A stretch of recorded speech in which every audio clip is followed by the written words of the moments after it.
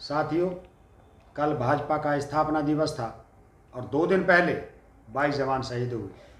कल 6 अप्रैल की तारीख में देश के प्रधानमंत्री ने 23 ट्वीट किए, जिनमें सिर्फ बंगाल चुनाव जीतने की तड़फ लिखी ममता दीदी पर हमले करते रहे उस 66 साल की महिला को बेगम जैसे शब्द बोलकर नारी जाति का अपमान करते रहे, लेकिन एक शब्द भी छत्तीसगढ़ हमले में शहीद हुए जवानों के परिवारों के लिए नहीं था। जिस दिन हमला हुआ उस दिन पूरी भाजपा ने घड़ियाली आंसू बहाए और एक दिन में ही सारा बलिदान भूल गए। सारी दुनिया देख रही है, पूरा देश देख रहा है भाजपा के नेताओं के अंदर का ढोंगी इंसान, जो सामने कुछ और पीठ पीछे कुछ और होता है। हमला हुआ, हमारे वीर जवान मारे गए, घर किसका उजड़ा? जनता का। कोख किसकी उजड़ी? जनता की। बुढ़ापे की लाठी किसकी टूटी? जनता की। दर्द किसको हुआ? जनता को। लेकिन देश के प्रधानमंत्री को ना कोई दर्द हुआ, ना कोई फर्क पड़ा। क्या आप अपनी रैली छोड़कर शहीद परिवारों से मिलने नहीं जा सकते थे? क्या उन शहीदों के नाम पर भाषण नहीं रोक सकते थे? कोई मंत्री, कोई सांसद शहीदों के दरवाजे नहीं गया, क्योंकि सबको बंगाल में चुनाव जीतना है। बाकी देश गोलियों से मरे या कोरोना से, मोदी जी को कोई फर्क नहीं पड़ता।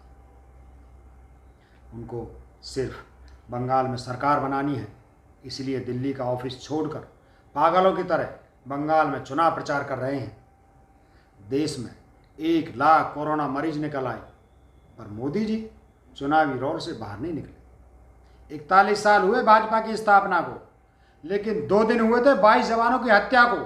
पूरी भाजपा में 41 साल पुरानी तारीख का जश्न मनाया गया। स्वयं मोदी जी ने बधाई दी, खुशियां मनाई, वो सब याद रहा।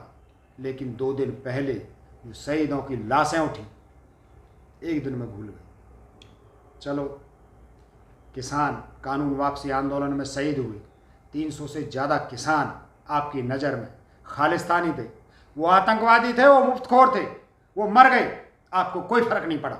भरी संसद में राहुल गांधी ने उन किसानों को श्रद्धांजलि देने के लिए 2 मिनट का मौन रखा, पर आपने उन शहीद किसानों का संसद में भी मजाक उड़ाया। लेकिन आज तो देश की सेना का सीना छलनी हुआ है। आज तो कोई राजनीति नहीं हुई। सेना में तो कोई देशद्रोही नहीं था, कोई आतंकवादी नहीं था, कोई मुफ्तखोर नहीं था। फिर क्यों उनकी मौत पर जश्न मनाया आपने?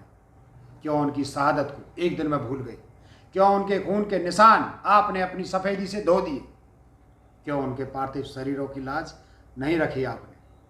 अरे, एक दिन का अपना जश्न टाल नहीं सके, 2 मिनट का मौन धारण कर नहीं सके, किसी जवान के घर जा नहीं सके, किसी शोका को आंगन में बैठ नहीं सके। कैसी देशभक्ति है तुम भाजपाइयों की? सिर्फ ढोंग और नौटंकी के अलावा कुछ नहीं करना जानते तुम लोग। मोदी से लेकर हर नेता सिर्फ दिखावे की देशभक्ति दिखाते हो आप सब। आपको देशभक्ति नाम का शब्द भी लेने का अधिकार नहीं है। एक तरफ जवानों के घर पर मातम पसरा है और तुम सब पटाखे जला रहे हो। उनके घरों के चूल्हे बुझ गए और तुम मिठाइयाँ बांट रहे हो। उनके घर का चिराग बुझ गया और तुम दिए जला रहे हो। कल तक मगरमच्छ के आंसू बहाने वाले, आज ये तमाशा करने वाले बेशर्म, कोई तो शर्म कर लो, ज़रा तो गैरत दिखा दो। आज तो देश की सेना का भी अपमान करने लगे तुम लोग।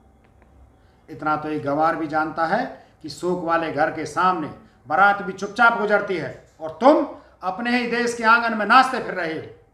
देश की जनता और भाजपा को वोट देने वाले नागरिक देखें भाजपा के दोगला चेहरा।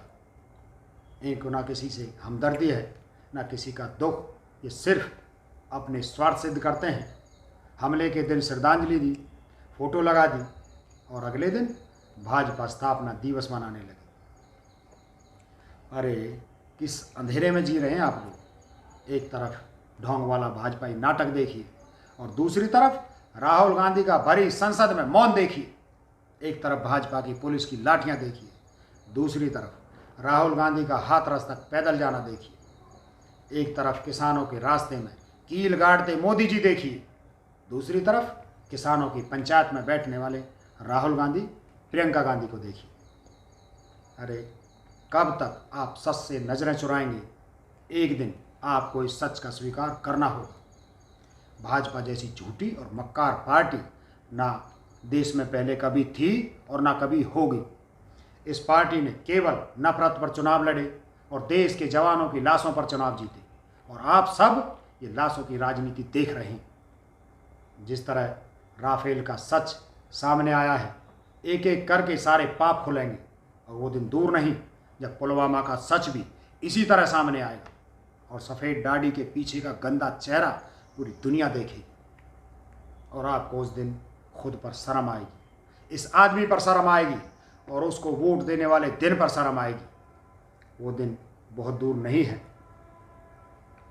शहीदों के मातम पर जश्न मनाने वाली भाजपा को एक दिन इस बेशर्मी का जवाब देना होगा। अब लोहे के कपड़े पहनकर ही बाहर निकलना एक रास्ता है।